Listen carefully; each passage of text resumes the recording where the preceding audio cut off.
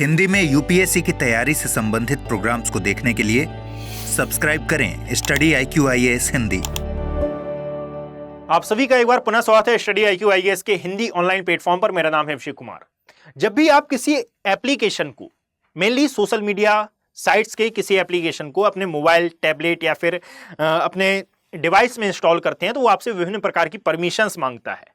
ये परमिशन आपके private data को शेयर करने की होती है, अर्थात वह डेटा जो कि प्राय किसी से शेयर नहीं करना चाहिए, उस डेटा को अपने पास संग्रहित करके रखते हैं ये विभिन्न प्रकार के एप्लीकेशन। मैं सभी एप्लीकेशन की बात नहीं कर रहा हूं, कुछ एप्लीकेशन की बात कर रहा हूं जिनमें मेन रहेगा आज व्हाट्सएप, क्योंकि इसी व्हाट्सएप पर आधारित यह पूरा का पूरा वीडियो है। क्योंकि जो प्रतिस्पर्धा आयोग है भारत सरकार का, उसने व्हाट्सएप पर 213 करोड़ का लगभग जुर्माना लगाया है और ये पेरेंट कंपनी, इसकी पेरेंट कंपनी है मेटा। तो ये पूरा का पूरा जो मैटर है ये मेटा से जुड़ा हुआ है। अब जरा ध्यान रखें कि हमने किसी एप्लीकेशन को इंस्टॉल किया, इंस्टॉल किए जाने पर ये जो विभिन्न प्रकार की परमिशंस मांगी जाती हैं, इनके पीछे यह रीजन होता है कि भाई आप फ्री ऑफ कॉस्ट उस एप्लीकेशन को यूज कर रहे हैं और यदि आप परमिशन नहीं देते हैं तो फिर उसके लिए हो सकता है कि आपको कुछ कॉस्ट देना पड़े।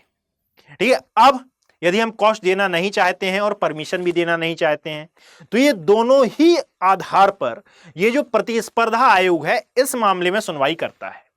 अब जरा ध्यान से सुनिएगा कि 2021 में व्हाट्सएप में जो अपडेट आया था, इस अपडेट पर यह आरोप था कि यह कस्टमर की, यानी कि आपके और हमारे जैसे व्हाट्सएप यूजर्स की जो निजी जानकारी है, इसे मेटा के अन्य प्लेटफॉर्म्स के साथ शेयर करता है।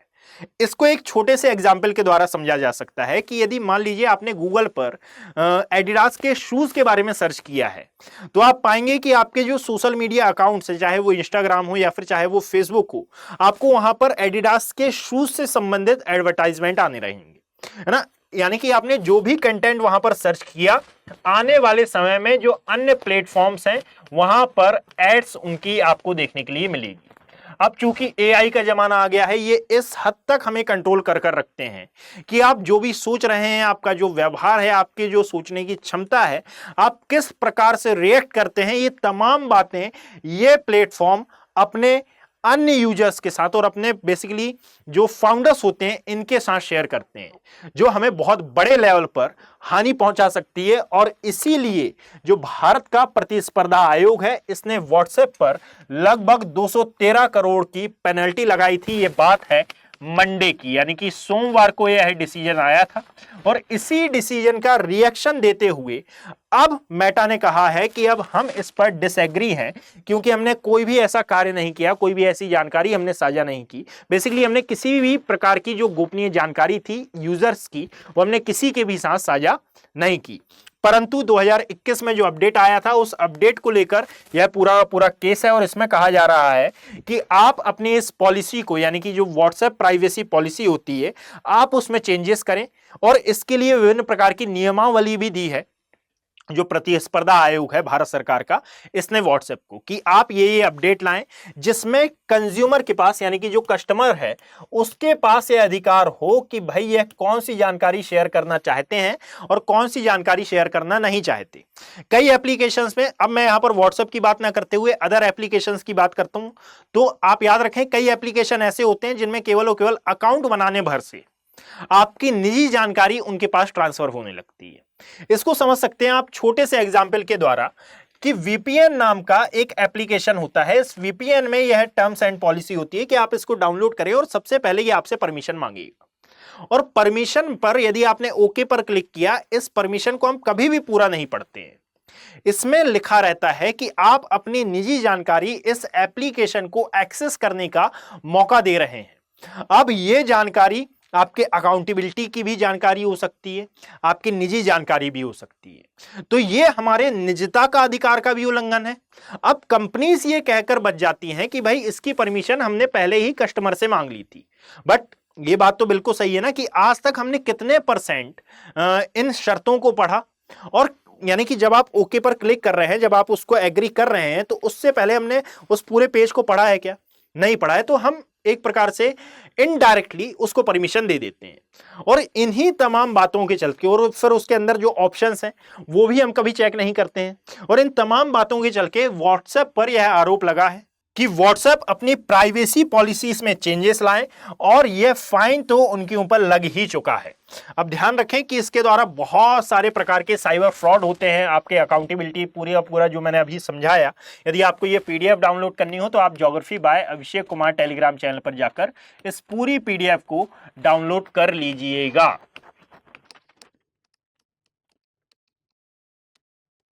अब ये जो पूरा मैटर है, याद रखें, बेसिकली यह बिग टेक कंपनियों से जुड़ा हुआ है। और बिग टेक कंपनियों से इसलिए क्योंकि बहुत समय से 2020-21 यानी कि लॉकडाउन का समय था, जब से आप देख रहे हैं कि इन बिग टेक कंपनियों पर एंटी ट्रस्ट आरोप लग रहे हैं कि भाई इन पर ट्रस्ट कैसे किया जाए। और इस एंटी ट्रस्ट को लीड कर रहा है यूरोप, यानी कि ये पूरा मुद्दा यूरोप से चलते हुए पूरे विश्व में फैला है। अब यदि इस पूरे मद्देनजर, हम इस पूरी खबर को मद्देनजर रखते हुए हम डिस्कस करते हैं, तो यहाँ पर मैंने इसको नोट डाउन भी कर दिया है। इसको आप जब नोट्स बनाएंगे तो अपने नोट्स में आप इसको ऐड ऑन अवश्य करेंगे। कारण यह है कि ये डायरेक्ट क्वेश्चन इससे आते हैं। मैं हर वीडियो में बताता हूं कि जो करंट बेस्ड डेटा रहता है, इससे डायरेक्ट यूपीएससी के प्रिलिमिनरी एग्जाम में, मेंस एग्जाम में क्वेश्चन आने की संभावना रहती है। और यदि मान लीजिए इससे डायरेक्ट क्वेश्चन नहीं आया तो उदाहरणार्थ आप इन सभी एग्जाम्पल्स को पेश कर सकते हैं। याद रखें, यह जो फैसला दिया गया है, व्हाट्सएप इससे असंतुष्ट है और उसने बोला है कि मैं इसके लिए अपील करूंगा। और व्हाट्सएप का कहना है कि भाई जो 2021 में व्हाट्सएप ने अपडेट लाया था, इसमें वैकल्पिक व्यवसाय सुविधाएं शुरू करने का भी इन्होंने विकल्प दिया था और डेटा संग्रह और साथ में उपयोग के बारे में अधिक पारदर्शिता इन्होंने प्रदान की थी। तो कहीं से लेकर कहीं तक हमने प्राइवेसी को भंग नहीं किया है और इसीलिए यह जो 213 करोड़ का हम पर एक प्रकार से दंड लगाया गया है, ये पूर्णतः अनुचित है।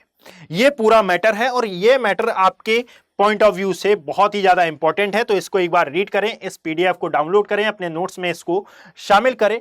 और अब आपके लिए वो जानकारी जो कि आवश्यक है बहुत ही ज्यादा आपके फ्यूचर के हिसाब से, कि यदि आप 2025 के यूपीएससी एस्पिरेंट हैं, 2026 के यूपीएससी एस्पिरेंट हैं या 2027 के यूपीएससी एस्पिरेंट हैं, तीनों ही यूपीएससी एस्पिरेंट के लिए स्टडी IQ IAS के हिंदी प्लेटफॉर्म पर ये बैचेस लॉन्च कर दिए गए हैं।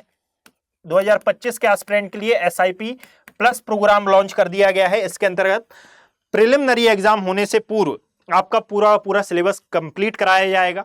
इसमें आपको बुक्स वगैरह नहीं मिलेंगी, केवल और केवल सिलेबस की गारंटी यहां पर ली जाएगी कि आपका सिलेबस पूरा याद करा दिया जाएगा आपको, ताकि आप प्रिलिमिनरी एग्जाम में ऑप्शन चूज करते समय किसी भी प्रकार की भ्रांति या फिर किसी भी प्रकार का भ्रम अपने मन मस्तिष्क में ना रखें। 2026 और 27 के यूपीएससी एस्पिरेंट के लिए ये P2I फाउंडेशन बैचेस लॉन्च कर दिए गए हैं। यदि आप इन तमाम बैचेस का पार्ट बनना चाहते हैं तो आप AKV लाइव कोड का यूज कर सकते हैं। यदि 2025 की बात करें तो इसके लिए क्लासेस शाम 5 बजे से लेकर 8 बजे तक स्टडी IQ IAS हिंदी के प्लेटफॉर्म पर, एप्लीकेशन पर ऑनलाइन अवेलेबल होती है।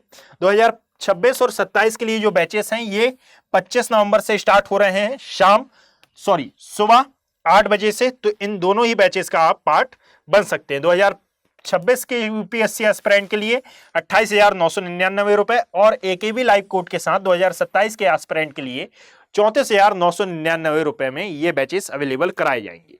अब आपको AKV लाइव कोड का यूज इसलिए भी करना है क्योंकि बेसिकली आपको मेरा कंटेंट पसंद आया, मेरे पढ़ाने का तरीका आपको पसंद आया, और यदि आपको मेरी मेंटरशिप भी चाहिए हो और फ्री NCERT क्लासेस भी अवेलेबल करनी हो तो इसके लिए आप AKV लाइव कोड का यूज कर सकते हैं। धन्यवाद।